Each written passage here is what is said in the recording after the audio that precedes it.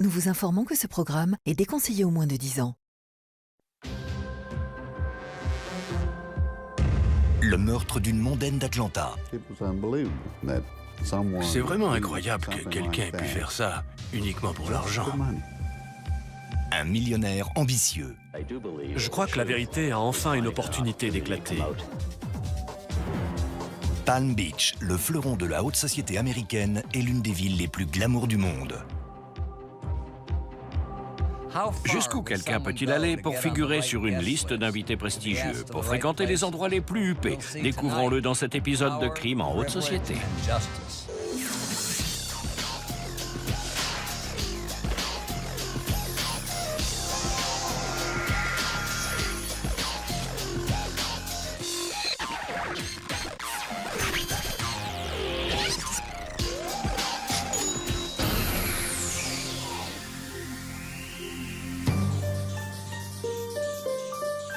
Vendredi 16 janvier 1987, 8h15 du matin.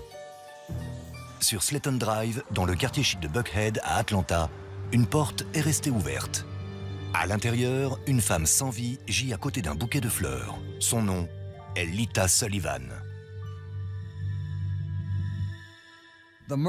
La nouvelle du meurtre de Lita Sullivan va très vite se propager de Buckhead jusqu'aux résidences de Palm Beach. C'est là qu'elle vivait avec son mari, un anti-opportuniste du nom de Jim Sullivan. Son ambition à lui et leur mariage instable vont devenir les clés du mystère qui entoure sa mort. Lita et Jim Sullivan se marient en petit comité en décembre 1976. Ils forment un couple très étrange.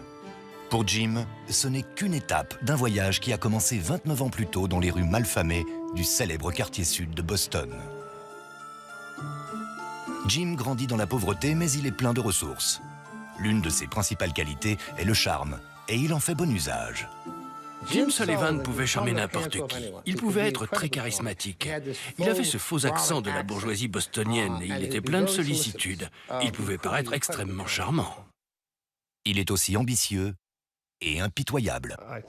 Il fait partie de ces individus qui ont un ego surdimensionné et qui se fichent complètement que leurs actes puissent affecter d'autres personnes. C'est un personnage plutôt tape à l'œil. Je crois que le mot qui le définit le mieux, c'est arrogant. Jim Sullivan n'a pas l'intention de rester toute sa vie à Boston. C'est un parent qui vit à Macon, en Géorgie, qui lui permet de partir en 1973. Son oncle Frank Bienert, qui tenait un commerce d'alcool à Macon, en Géorgie, lui a proposé un poste d'assistant dans son affaire. Frank était un homme âgé et sans enfant. Sullivan a accepté l'offre. Son oncle Frank voulait vraiment que quelqu'un reprenne son affaire afin d'assurer ses vieux jours. Jim accepte de venir, mais à la seule condition que son oncle Frank lui cède la société après sa mort. Mais après seulement 1 an de collaboration, les relations entre Jim et son oncle Frank deviennent tendues. Jim Sullivan a insisté pour obtenir toute l'affaire, dans l'éventualité où Frank viendrait à mourir. Or, il se trouve que Jim Sullivan était sur le point de se faire licencier, à peine 1 an après avoir rejoint la société. Comme par hasard, Frank Bienert est mort cette même semaine. La mort de son oncle ne peut pas mieux tomber pour Jim Sullivan. Le gamin débraillé des quartiers sud de Boston possède désormais une affaire pesant 5 millions de dollars. Mais Jim est encore un peu fruste, et c'est là que Lita entre en jeu. Lita McClinton a grandi dans les hautes sphères de la société afro-américaine d'Atlanta. C'est un univers de famille nantie, de galas et de clubs très fermés. Carmen Burns était une amie d'enfance de Lita McClinton. Il y avait une association pour les jeunes noirs qui s'appelait le Jack and Jill Club. Ils en étaient membres et beaucoup d'enfants noirs des familles huppées l'étaient aussi à l'époque. On organisait souvent des réceptions. Il y avait le bal des débutantes. C'était l'équivalent de ce qu'on trouvait dans la bonne société blanche. Au Jack and Jill Club, Lita apprend très tôt l'importance des bonnes manières et du style. Elle aimait se maquiller. Elle aimait s'habiller. Elle aimait être jolie. D'ailleurs, j'avais pour habitude de dire à mes filles qu'il n'y avait pas de secret, qu'il fallait souffrir pour être belle. Lita aimait les belles choses. Et sa famille l'a habituée à tout ça. Elle avait le caractère extraverti de quelqu'un qui est toujours dans son élément en société. Jim Sullivan rencontre Lita en 1976 dans une boutique de luxe d'Atlanta. Il courtise la jeune femme de 22 ans avec tout son charme et l'argent frais dont il vient d'hériter. Elle trouvait Jim extrêmement charmant, très prévenant. Elle trouvait que c'était quelqu'un de très affable. Je crois qu'il avait cette capacité d'être charmant tout en racontant des salades, des mensonges. Lita possède quelque chose dont Jim a désespérément besoin, le sens de la mode. Si je me souviens bien, Jim avait 2 pantalons en polyester quand je l'ai connu. Un pantalon vert et un autre rouge. Avec l'aide de Lita, le look de Jim est complètement transformé. Il change de coupe de cheveux, met des lentilles de contact et commence à porter des costumes hors de prix. Après s'être fréquentés pendant 1 an, Jim et Lita se marient. Elle pensait avoir rencontré un homme un peu plus âgé, qui lui apportait la sécurité financière, ainsi que toutes ces choses qu'elle appréciait. Un côté glamour, les voyages de rêve. Après le mariage, Lita s'installe à Macon avec Jim. Mais Jim a déjà jeté son dévolu sur Palm Beach. Jim se croyait toujours plus malin que les autres, et comme il fréquentait les hautes sphères, il se considérait lui-même comme faisant partie de la haute société. Il était tombé amoureux de Palm Beach lors de ses nombreux séjours précédents. À la fin de l'année 1982, il envisage d'y acheter une maison. Il finit par trouver exactement ce qu'il cherche. Une maison appelée la Casa Eleda sur Ocean Boulevard, à seulement quelques rues de la fameuse Mar-a-Lago appartenant à Donald Trump. L'achat de la Casa Eleda est un coup de génie pour Jim Sullivan. C'est aussi le symbole de ses aspirations de nouveau riche. Mais ce qu'il ignore, c'est qu'à Palm Beach, le terme de nouveau riche est péjoratif. À l'hiver 1983, Jim Sullivan a déjà vendu la société de distribution d'alcool dont il a hérité de son oncle pour 5 millions de dollars. Sa femme Lita et lui emménagent dans une résidence historique de Palm Beach au bord de l'océan, la Casa Eleda. La haute bourgeoisie américaine est attirée par Palm Beach depuis plus d'1 siècle. Depuis l'arrivée de la famille Vanderbilt, la ville a fait de la satisfaction de l'élite son objectif principal. Pour Jim Sullivan, c'est un grand changement par rapport au quartier sud de Boston. En arrivant à la Casa Eleda, il pense être arrivé à ses fins.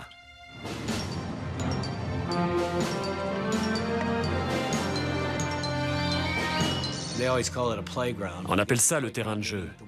J'imagine que c'est en référence aux temps magnifiques, aux plages, aux palmiers. Et ce sont les gens riches et célèbres qui font la réputation de Palm Beach. John Sorovec possède et dirige l'une des galeries d'art les plus huppées de Palm Beach. Je pense que c'est la crème de la crème. Si vous voulez traverser la rue, les voitures s'arrêtent exprès pour vous. Cet esprit de gentillesse est toujours présent. Ce n'est pas pour dire, mais je me considère comme très chanceux de vivre sur cette avenue. Dans les restaurants comme chez Dempsey, le beau monde ne vient pas le samedi soir, mais le jeudi. Le jeudi, c'est le grand soir. C'est le jour de congé des domestiques. Et vu que les résidents ne sont pas très enclins à cuisiner eux-mêmes, ils viennent ici. Il y a beaucoup de monde le jeudi. À Palm Beach, les week-ends sont réservés aux soirées dans les clubs. Aucune autre ville d'Amérique ne fait la fête comme Palm Beach. Et aucune autre ville d'Amérique ne compte autant de clubs privés. Il y en a plein. Il y a les clubs pour dîner en ville, il y a le club Colette, il y a le Country Club de Palm Beach, qui est similaire à l'Everglades Club, tout au nord de l'île. Beaucoup de gens viennent ici parce que c'est un endroit très en vogue. Tous les soirs, il y a des soirées distinguées, souvent 2 ou 3 fois par soir. Le but de Jim Sullivan est de faire partie de cette haute société très fermée. Il est persuadé que la restauration des 1600 mètres carrés de la tentaculaire Casa Eleda lui offrira son entrée dans le gratin de Palm Beach. Ça ne nuit pas, quand on est beau, jeune et dynamique, d'habiter une résidence à 3 ou 4 millions de dollars au bord de l'océan. Ça permet de se faire une réputation. Et je dirais que c'est un des ingrédients qui peut aider à pénétrer certains cercles. Pour l'aspirant social de Palm Beach, il n'y a que 2 clubs qui comptent, l'Everglades Club et le Bath and Tennis. Malgré sa résidence et ses millions, Jim n'est invité dans aucun de ces clubs très fermés. Ils allaient aux matchs de polo et autres festivités du genre, mais ils n'étaient pas considérés comme membres à part entière. Je le voyais dans des restaurants et à des fêtes. C'était des endroits à la mode. Je ne crois pas qu'il était membre d'un club en ville. Ce n'est pas là que je le croisais. Le problème, c'est Lita. Jim s'aperçoit que le fait d'être un homme blanc marié à une femme noire ne passe pas bien dans la haute société de Palm Beach. Lita me disait que les gens qui sonnaient à sa porte lui demandaient toujours si la maîtresse de maison était là. Ils ne la considéraient jamais comme la maîtresse de maison, et elle était forcée de dire que c'était elle, la maîtresse de maison. À Palm Beach, les choses n'étaient pas faciles pour elle. Un jour, j'ai demandé à Jim Sullivan pourquoi il avait cru pouvoir se permettre d'amener une femme afro-américaine dans la haute société de Palm Beach dans les années 80. Sullivan m'a répondu « Si j'ai fait ça de façon éhontée, c'est par orgueil. » Mais Jim est trop naïf pour comprendre qu'on ne peut pas être accepté par l'élite de Palm Beach en claquant des doigts. Des nababs, beaucoup plus fortunés que Jim, ont déjà échoué. Mais de son point de vue, le problème vient entièrement de Lita. À ce moment-là, compte tenu de sa personnalité et de qui il était, Jim a décidé que son épouse n'en valait pas la peine. Son rang social était plus important. À partir de 1984, Jim est aperçu dans ses soirées, mais seul.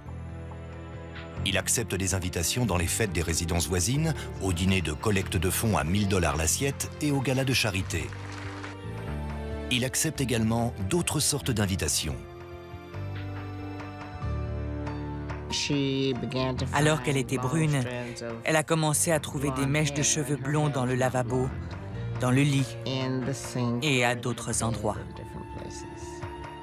Mais il n'y a pas que les liaisons. Jim est aussi cruel avec Lita en d'autres circonstances. Parfois, Jim racontait aux gens que Lita travaillait pour lui. Il a commencé à l'exclure de sa vie. Il voulait devenir un des personnages importants de Palm Beach. Il était infidèle. Il lui laissait un budget si serré qu'elle devait lui demander de l'argent pour des choses aussi triviales qu'aller chez le coiffeur. C'était une vie à laquelle elle n'était pas habituée. Et le comble, c'est qu'elle faisait de son mieux pour sauver son mariage.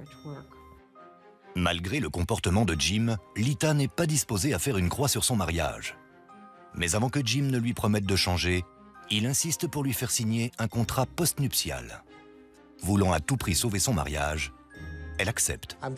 Je suis sûr qu'il s'est dit que le mariage allait se terminer. Et il l'a forcée à signer un contrat où elle ne toucherait que 2 500 $ par mois en cas de divorce. Et elle a signé. Après avoir signé le contrat, elle emmène Jim chez un conseiller matrimonial où il promet d'abandonner ses flirts.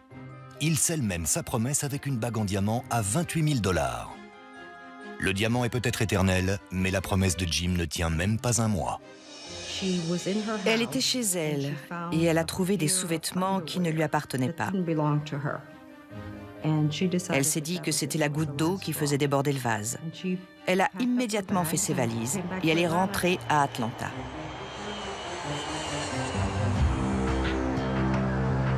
Lita est enfin prête à être délivrée de Jim Sullivan.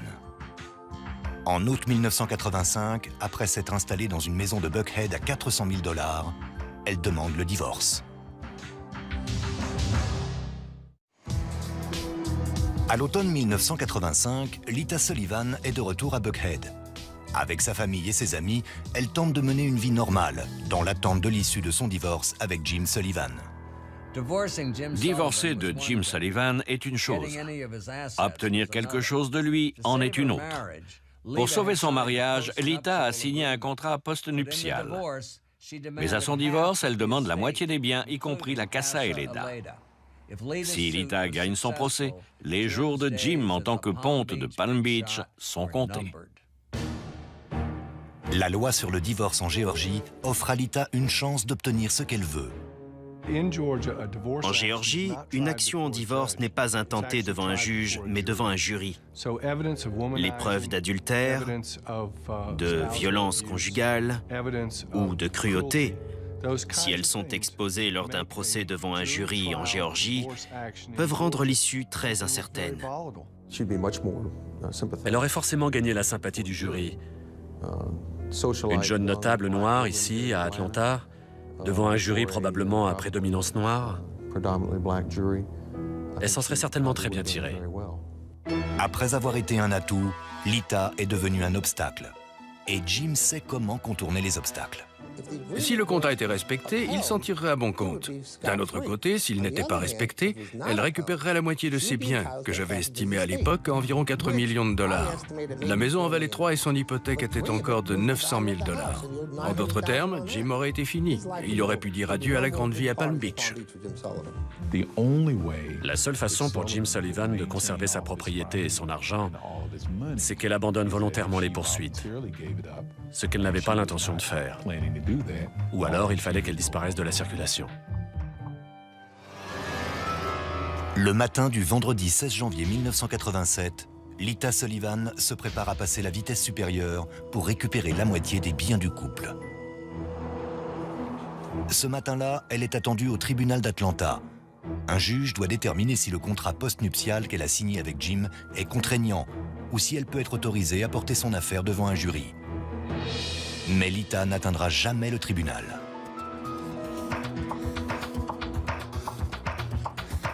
À 8h15 du matin, quelqu'un sonne à la porte. Quand elle ouvre, un homme lui tend un bouquet de fleurs. Avant de sortir une arme et de tirer. La balle passe à travers le bouquet et atteint Lita en pleine tête. Elle est tuée sur le coup. Un voisin entend le coup de feu et appelle la police, avant d'alerter les parents de Lita. C'est vraiment un moment horrible, où on n'arrive même pas à pleurer. On parvient à peine à respirer. Quand Jim apprend le meurtre de Lita, sa réaction est complètement différente. Il appelle sa petite amie de l'époque et ils prévoient d'aller ensemble dans un restaurant chic de Palm Beach le soir même. À Atlanta, la police inspecte la maison où a été retrouvé le cadavre de sa femme, à la recherche d'indices. Dans l'entrée, on retrouve le bouquet de roses et une balle de 9 mm qui a raté sa cible. La police décide de garder le silence sur le calibre de l'arme du crime. Après avoir passé la scène de crime au peigne fin, la police d'Atlanta lance une enquête de grande envergure. Un voisin a, semble-t-il, aperçu le suspect.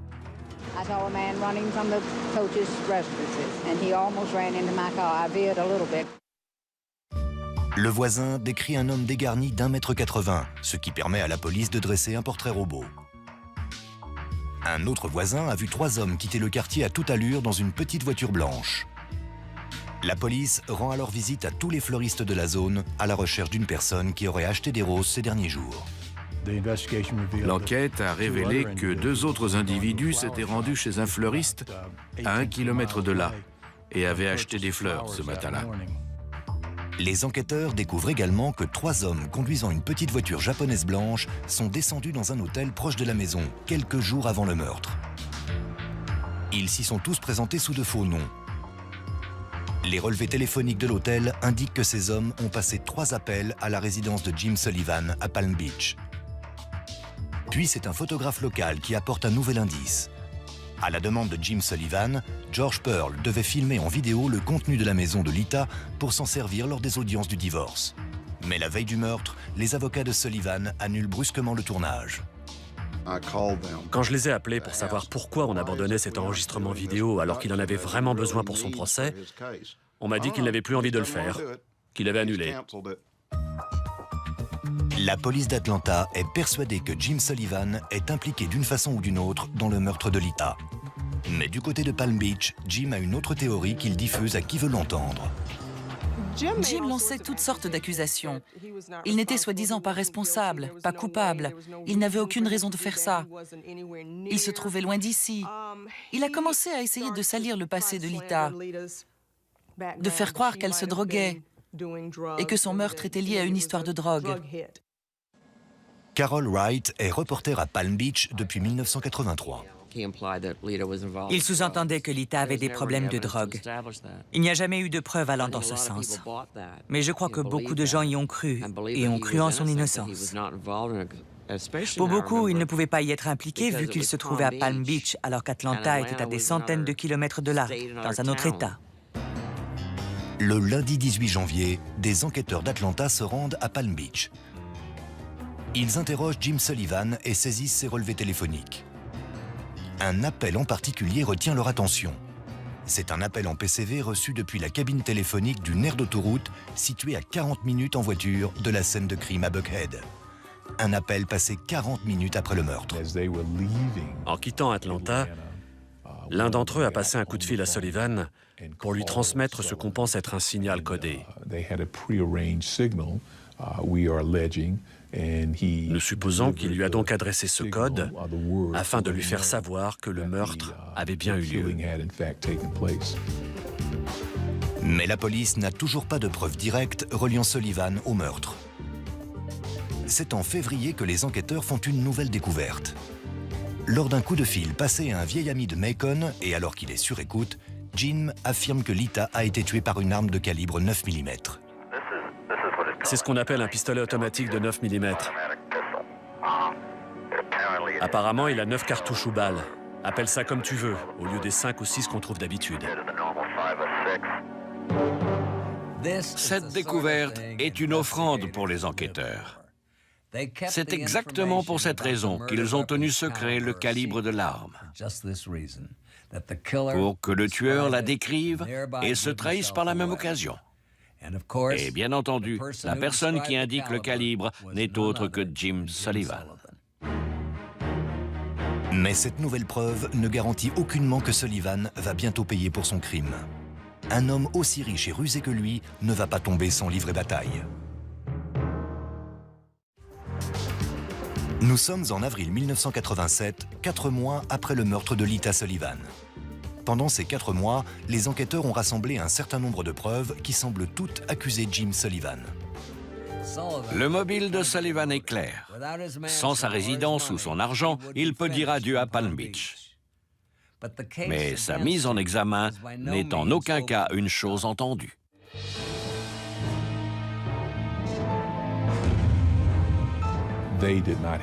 Il faut comprendre qu'ils n'avaient pas l'identité des individus impliqués dans l'assassinat. Ils avaient certes des informations concernant des appels téléphoniques et les descriptions données par plusieurs témoins. Mais ce n'était rien de conséquent. Ces preuves étaient tout simplement insuffisantes. Sans plus de preuves directes, comme l'identité du tireur ou la preuve que Jim a commandité ce meurtre, le procureur pense que l'affaire ne tiendra pas devant un tribunal et décide de ne pas engager de poursuite. Pour l'instant, le mystère du meurtre de Lita Sullivan demeure officiellement irrésolu. Quand le procureur n'a pas engagé de poursuite, j'ai trouvé ça incroyable. Je dois avouer que j'étais vraiment écœurée. Je me suis dit que l'argent pouvait décidément tout acheter. Jim Sullivan continue son implacable ascension sociale à Palm Beach. 8 mois seulement après le meurtre de Lita, il se remarie.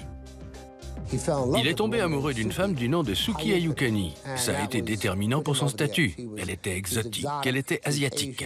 Elle avait été mariée 3 fois avant Sullivan. Avec Suki à son bras, Jim repart à l'assaut des hautes sphères de Palm Beach. Et cette fois, il y parvient. Grâce à des contributions de campagne bien placées, Jim se retrouve à la tête du comité de préservation historique de Palm Beach. C'est une commission très importante car Palm Beach prend son histoire très au sérieux. Et il a fondé sa réputation là-dessus. Et c'était une réputation légitime. Ça lui a donné beaucoup de cachet. Quand vous faites partie de ce comité, tous ceux qui veulent faire des travaux de rénovation ou d'agrandissement doivent obtenir votre feu vert. Après des années d'efforts, le rêve de Jim Sullivan devient enfin réalité. Il est accepté. Et il profite pleinement de sa position dominante dans le système de caste rigide de Palm Beach. Il est constamment présent dans les restaurants les plus huppés de Palm Beach et sur les listes d'invités les plus sélectes. C'était un personnage prétentieux et suffisant, qui sillonnait la ville au volant d'une de ses voitures de luxe pour paraître important. Ironie du sort, c'est un grain de sable qui va enrayer cette belle mécanique. En 1990, il est arrêté pour conduite avec un permis périmé. L'arrestation va déclencher une succession d'événements qui finira par conduire Jim au tribunal. Non pas le tribunal de police, mais le tribunal fédéral. Tout ce qu'il avait à faire, c'était d'envoyer un chèque de 25 ou 50 $, si je me souviens bien. Et rien ne serait arrivé. Mais au lieu de cela, il est allé au tribunal et a convaincu sa femme Sookie d'attester que l'agent s'était trompé et que c'était elle qui conduisait la voiture. La tactique de Sullivan se retourne contre lui et un juge de Palm Beach en colère lui inflige la peine la plus sévère. Sullivan est condamné à 1 an de résidence surveillée pour parjure. Mais ce n'est que le début. Des agents fédéraux saisissent cette opportunité pour fouiller la Casa Eleda. Ils y trouvent plusieurs armes à feu qui ne sont pas enregistrées au nom de Sullivan. Il était en résidence surveillée, mais le fait de posséder ces armes devenait un crime. Il en avait 4, y compris un fusil à canoncier, qui est une arme très dangereuse. Jim est condamné à 18 mois supplémentaires de résidence surveillée. Pour Sookie, sa nouvelle épouse, cette nouvelle peine est celle de trop. En novembre 1990, elle quitte Jim et demande le divorce. Les procédures deviennent le scandale le plus croustillant de l'année. Le divorce avec Sookie a révélé son côté cruel. Ça a été un divorce digne de star du show business, qui a capté toute l'attention des médias.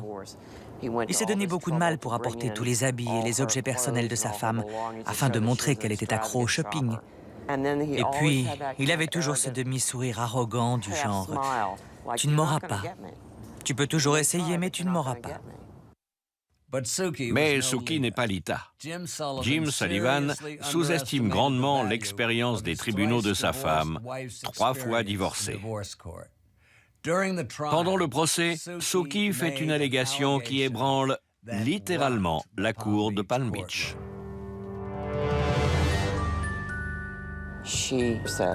Elle a affirmé que le soir où ils sont rentrés du tribunal de police, il lui a expliqué pourquoi il lui avait demandé d'attester que c'était elle qui conduisait la voiture. Il craignait qu'on découvre qu'il conduisait malgré son retrait de permis suite à plusieurs excès de vitesse. Et il avait peur que ça mène à d'autres choses. Il lui a alors avoué qu'il avait engagé un tueur. Le stupéfiant témoignage de Sookie lors du procès de son divorce est exactement ce qu'attendaient les procureurs fédéraux d'Atlanta. En janvier 1992, des agents fédéraux arrêtent Jim Sullivan à Palm Beach et l'extradent vers Atlanta. Jim est peut-être trop radin pour payer une contravention, mais il ne regarde pas à la dépense pour échapper à la prison fédérale. À cette fin, il engage les meilleurs avocats, avec parmi eux Don Samuel. Il a été extradé de Floride vers Atlanta, où il était détenu à la prison fédérale d'Atlanta. C'est là-bas que je l'ai rencontré. On a eu des entretiens très tendus. Monsieur Sullivan, qui était passé d'une résidence à 3 millions de dollars à une cellule du pénitencier fédéral, était très anxieux, mais n'arrêtait pas de clamer son innocence. La Cour de justice accuse Jim d'avoir payé les services d'un tueur par le biais d'un commerce inter-État. La différence entre un procès pénal fédéral et des poursuites au niveau d'un État, c'est que le gouvernement fédéral doit prouver des connexions inter-États pour en faire un crime fédéral. Dans cette affaire, techniquement, le crime, c'était les appels téléphoniques, pas le meurtre en tant que tel. Un verdict de culpabilité dans un procès fédéral signifie la prison à vie et une amende de 1 250 000 $. Le procès de Jim Sullivan commence en juin 1992. S'il craint la possibilité d'une condamnation à perpétuité, il ne le montre pas. Je crois que la vérité va enfin pouvoir éclater dans les 2 ou 3 semaines à venir. Le témoin vedette de l'accusation n'est autre que l'ex-femme de Jim, Sookie. À la barre, elle raconte à nouveau sa version des aveux de Jim. Sookie dit que Sullivan a augmenté le son de la radio pour empêcher d'éventuels micros de capter la conversation. Et il lui a dit qu'il avait fait assassiner Lita.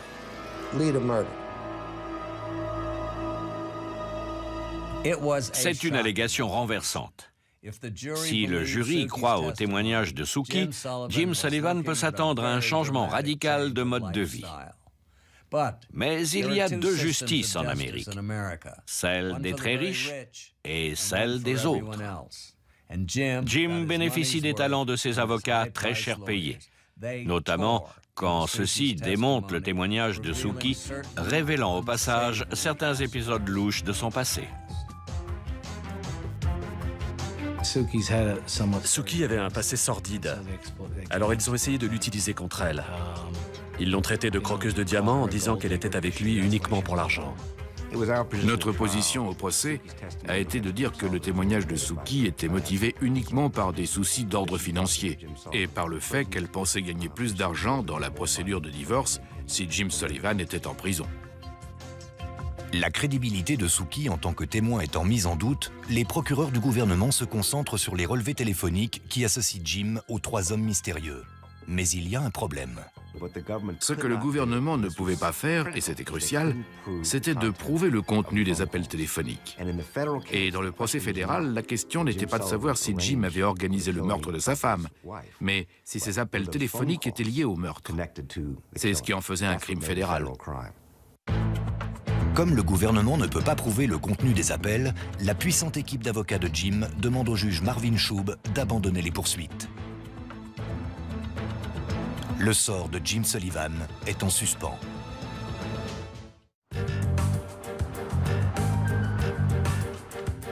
Le procès de Jim Sullivan dure depuis 3 semaines. Le matin du lundi 23 novembre, le juge Marvin Shub pénètre dans la salle d'audience pour statuer sur la motion de la défense qui demande un non-lieu.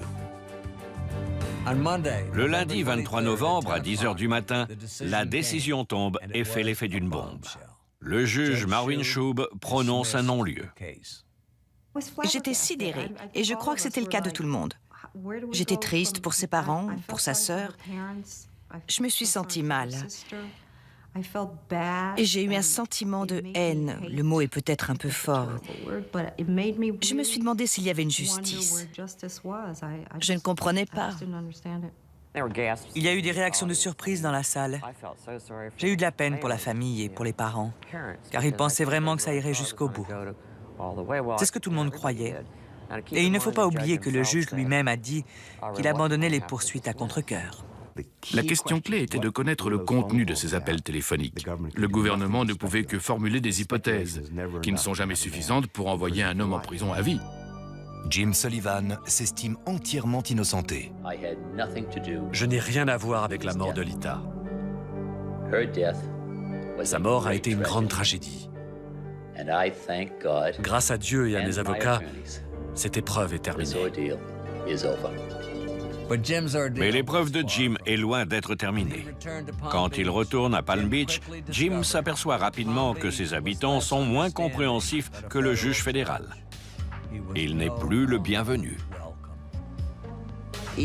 Pendant un certain temps après le meurtre et avant l'accusation, il avait de nombreux soutiens en ville qui trouvaient qu'on était trop dur avec lui. Surtout les journaux. On trouvait ses détracteurs trop durs avec lui. On estimait que c'était quelqu'un de bien au comité de préservation. Mais suite à sa mise en examen à Atlanta, on lui a demandé de démissionner. On l'a exclu en quelque sorte. Les gens, sans forcément le lui dire en face, ne voulaient plus de lui dans les cercles qu'il avait l'habitude de fréquenter. À Palm Beach, Jim a fait son temps. Il est parti dès que le procès d'Atlanta s'est terminé. Il a mis sa maison en vente, elle s'est vendue très rapidement et il est parti. Sa nouvelle résidence n'a rien à voir avec la Casa Eleda. C'est un ranch dans la banlieue très peu glamour de Boynton Beach. Tout ce pourquoi Jim a travaillé et peut-être même tué est en train de lui échapper. Il a perdu sa maison et sa position tant désirée au comité de préservation. Il ne lui reste plus que son argent. Mais même cela n'allait pas durer longtemps. En 1994, les McClinton déposent une plainte au civil en Floride contre Jim Sullivan. il est poursuivi pour homicide. C'était l'autre option qui nous restait. Une plainte au civil. Si on n'arrivait pas à l'avoir d'une façon, on allait essayer de l'avoir autrement. Les motivations de Monsieur et Madame McClinton pour engager ces poursuites n'ont jamais été d'obtenir les biens de Jim Sullivan. Ils voulaient que Jim Sullivan soit tenu pour responsable. Mais Jim est une cible toujours aussi difficile. Avant l'audience, il a d'excellents avocats, mais 2 jours avant le début du procès, il les renvoie.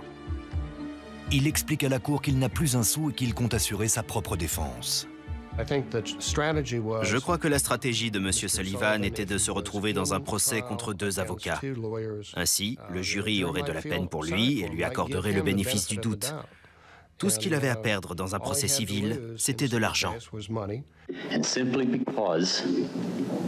Tout ça parce que je traverse un divorce.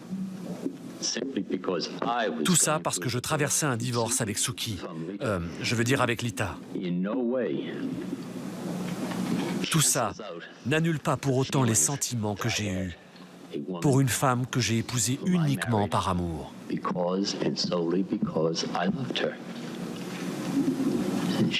Si elle a voulu divorcer, c'est parce qu'on s'était éloignés l'un de l'autre et qu'on avait eu certains problèmes. Mais ça ne changeait rien à nos sentiments. Pour les McClinton, le passage à la barre des témoins est un moment très éprouvant. C'était horrible d'être interrogé par l'assassin de notre fille. Je crois que personne ne peut imaginer ce que ça fait d'être là tout en sachant ce qu'il a fait. Cette fois, le système judiciaire est à la hauteur de leurs espérances, du moins au début. En février 1994, le jury de Floride accorde 4 millions de dollars de dommages et intérêts aux McClinton. Ça a été un soulagement. On s'est senti vengé. Mais leur satisfaction est de courte durée. Jim fait appel de cette décision auprès d'une plus haute instance et le jugement est annulé pour vice de forme.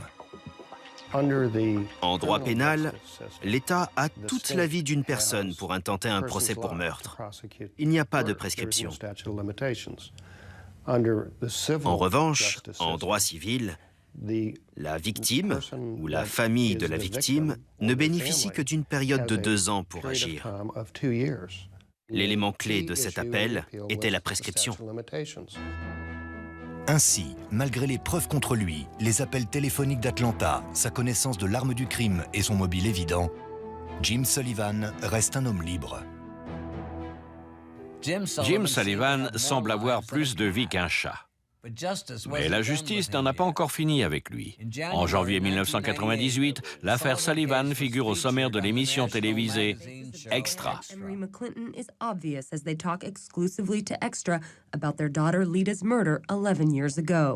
Mais peu de temps après, les autorités reçoivent un coup de fil étonnant.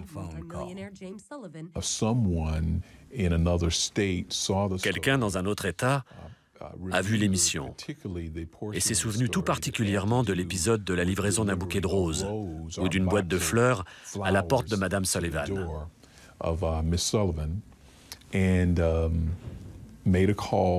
Cette personne a appelé la police en indiquant qu'elle connaissait quelqu'un qui lui avait raconté une histoire en tout point similaire. Ce quelqu'un est un chauffeur de camion nommé Anthony Harwood. À l'époque, il nous a fallu 4 semaines pour confirmer cette information et faire le rapprochement entre Sullivan et Harwood. Ensuite, on a délivré un mandat d'arrêt contre Tony Harwood et on l'a interrogé.